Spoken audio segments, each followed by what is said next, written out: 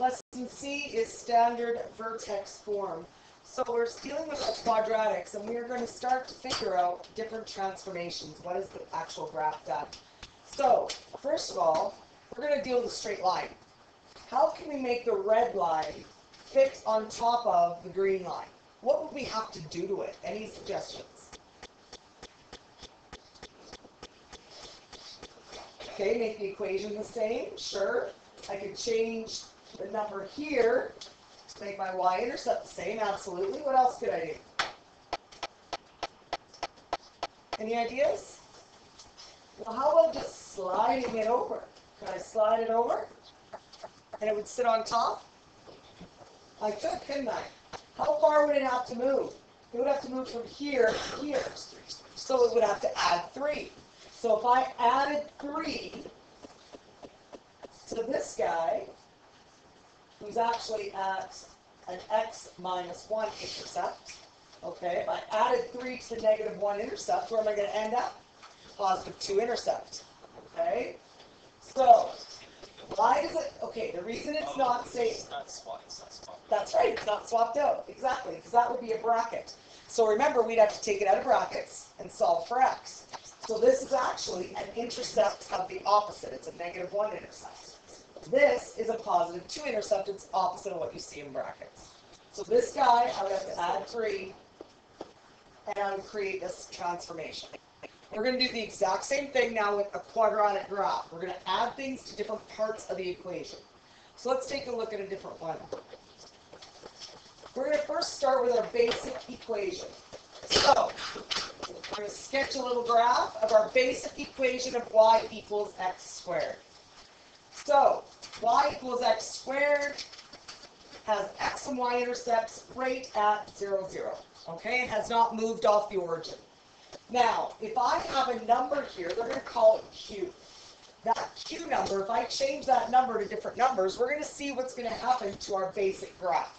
So first of all, we're going to say x squared minus 3, x squared plus 2. So we're going to try both of those in our y equals, and we're going to see what it does to the graph.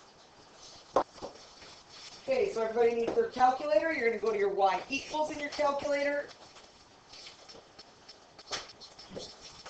And we are going to put in x squared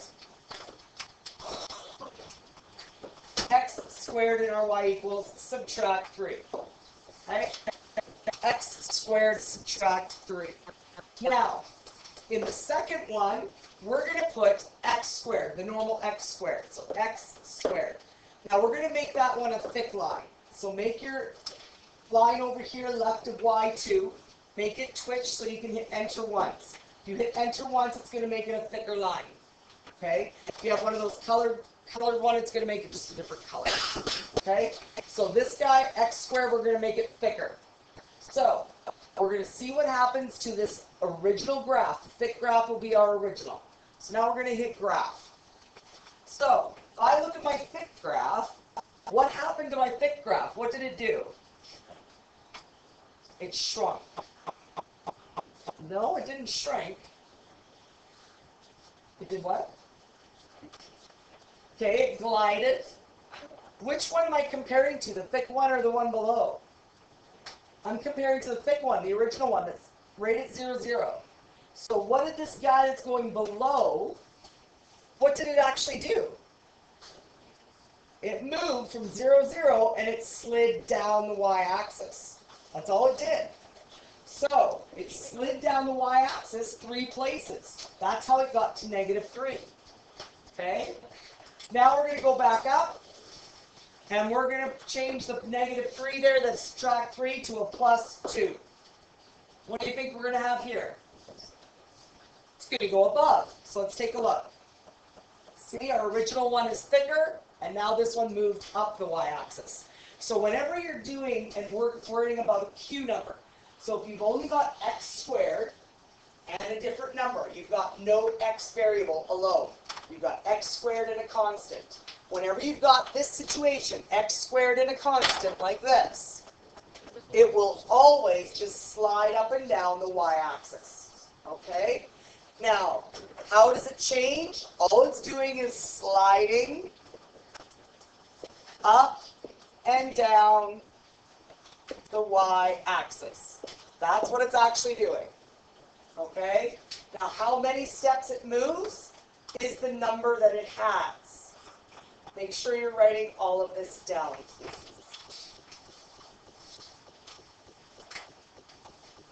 All right, let's take a look at a few examples.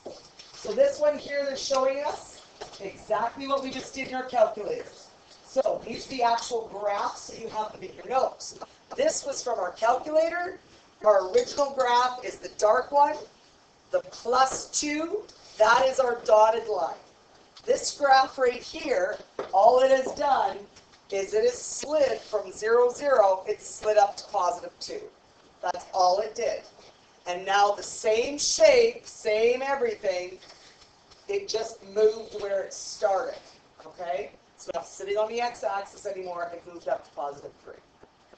+2 in this case, pardon me. This guy over here, he's going to slide down, and he's coming down to -3 down here, okay? Just like we saw in the graphs of our actual calculators. Now we're going to do something else. So we've gone up and down on x. What do you think's next? Left and right on x, up and down on y. So we're going to go left and right on x. So that's what this one's talking about. So now, if we have a situation that looks like this, this is when we slide left and right. Okay, the graph is going to slide left and right. Okay, on the x-axis. Is it true for all graphs? You bet it is.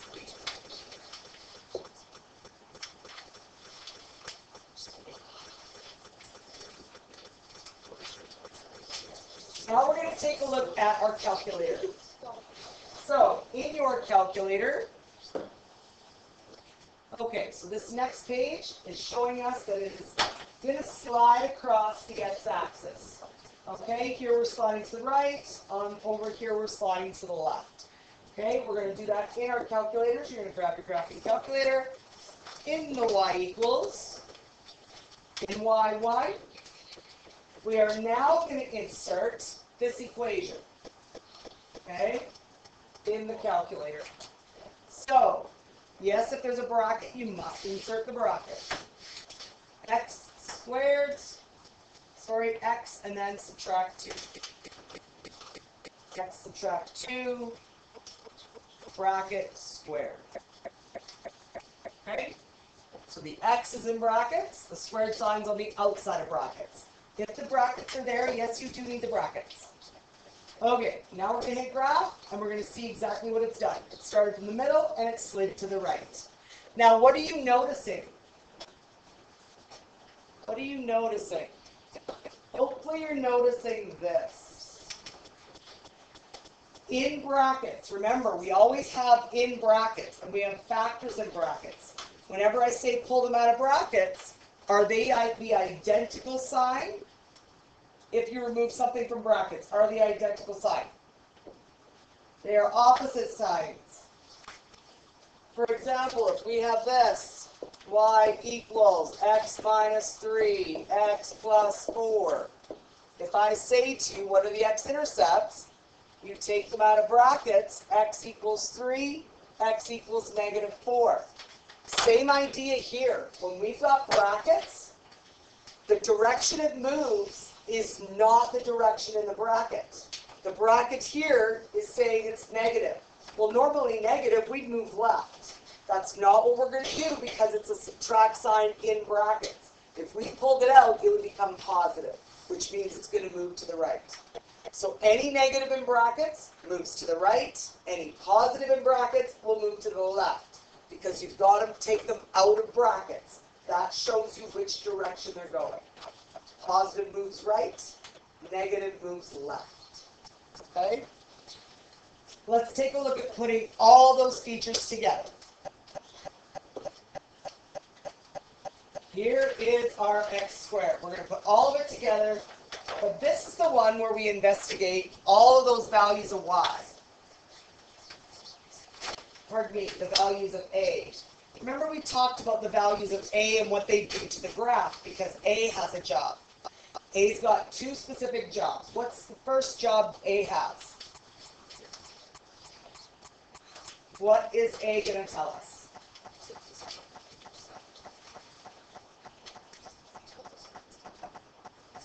Thank you.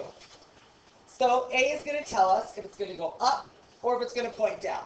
Okay? Literally from being positive or from being negative. Okay? Second thing it does. The second job is to tell us if it's a wide graph or if it's a narrow, skinny graph. How do you know the difference? Right. Is it going to pull towards the y-axis or is it going to press towards the x? That's the difference. So we have to decide according to the size of the digit of A. So if A is greater than 1, it is always going to be narrow. If A is between 0 and 1, that's what this means. Okay, this little part right here, when you see the negative sign, A and negative sign, that is a standard way of writing between. Okay? So, if A is between 0 and 1, now again, it doesn't matter if it's positive or negative. We're not deciding positive or negative right now. We're just deciding, is the digit itself a decimal between 0 and 1, or is the decimal greater than 1? If the decimal is greater than 1, it is going to be a narrow graph. This guy is going to be what kind?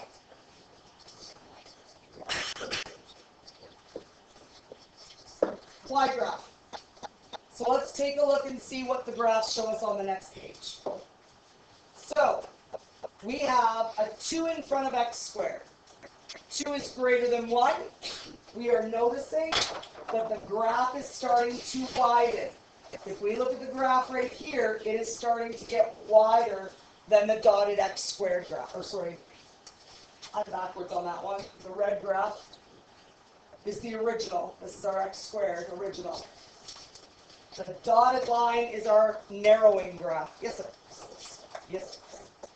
So, the dotted line here that you've got, this dotted line, it still touches the same base points, but it is narrower.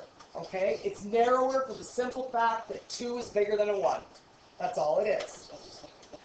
When you look at the next graph on the bottom, we're going to notice in front of x squared is 0.5. That is a digit between 0 and 1.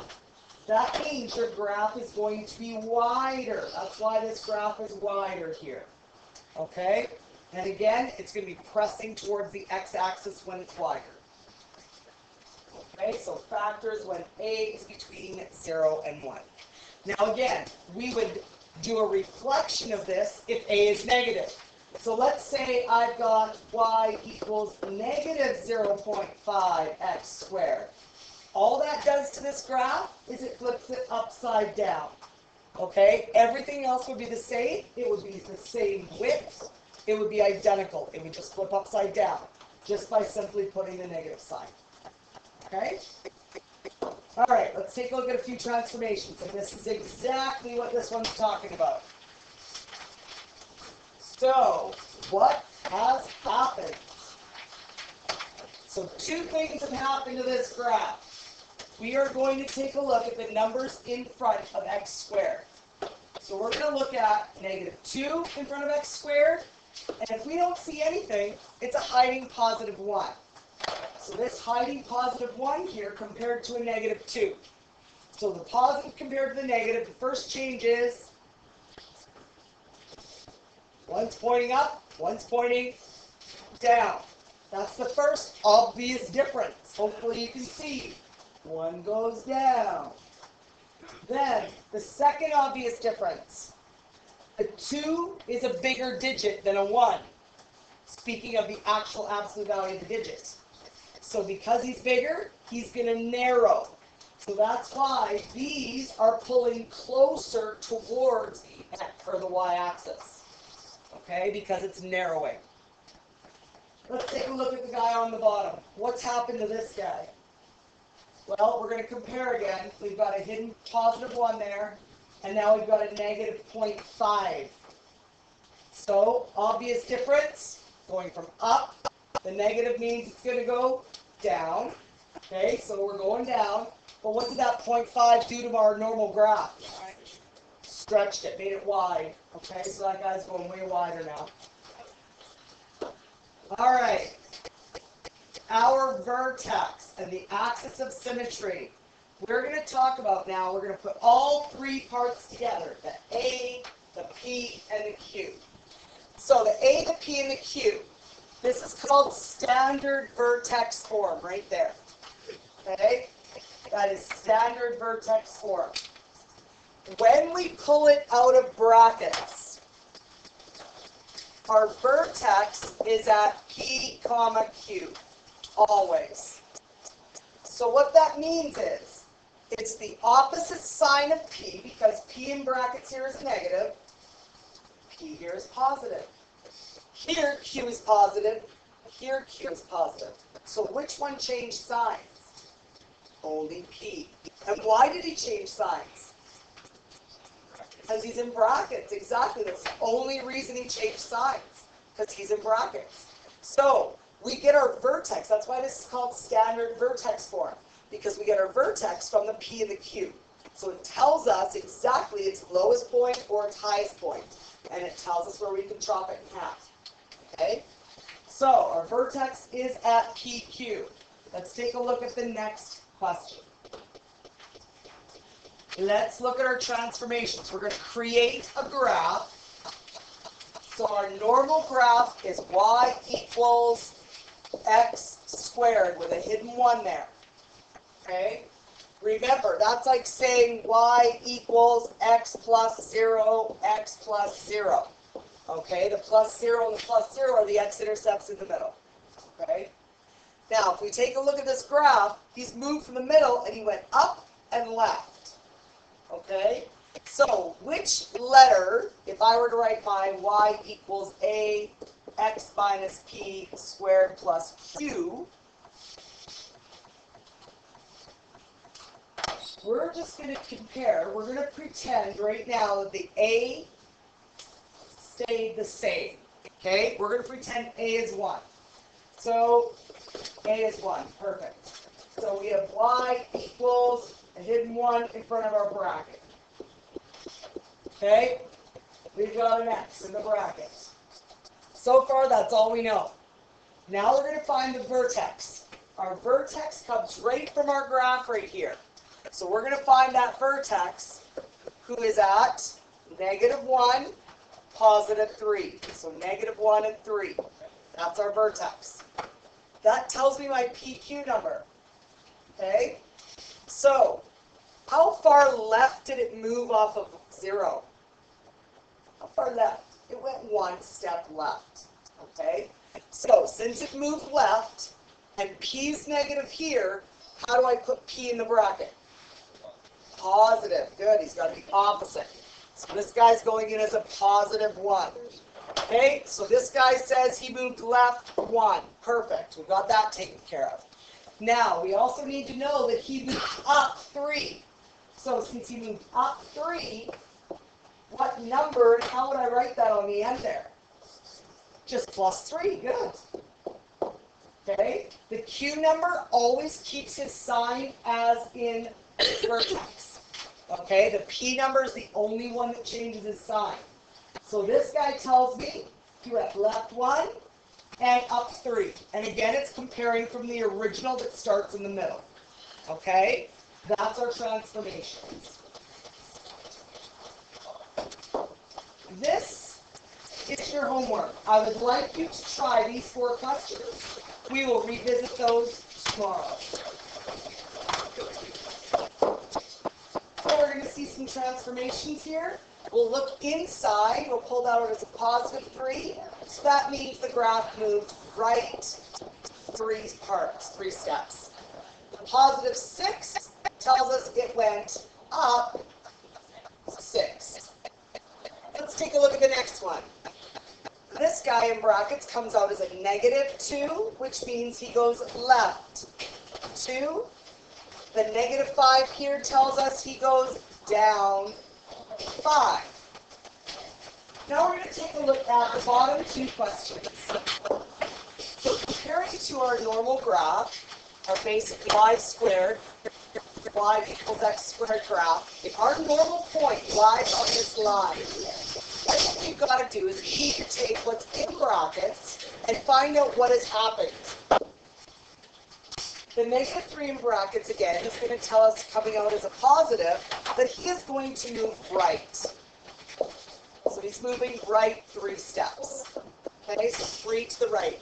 Well, if he goes 3 right, that is an x number, which means I'm going to take my 3, 9 as my x comma y number, and now I need to take my x number and I need to add 3 because he moved 3 to the right,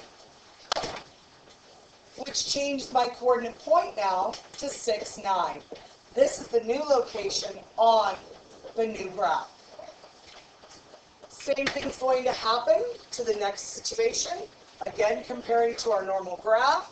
This time we have a point over here, and we've got an equation here telling us in brackets that it moved 3 to the right.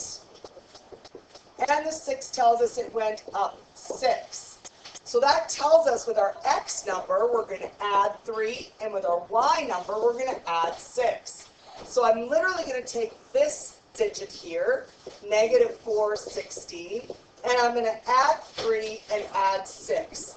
That's going to create my new coordinate point for my new location on my new grid. So my new location will be at -1 and 22. This concludes the lesson for lesson C.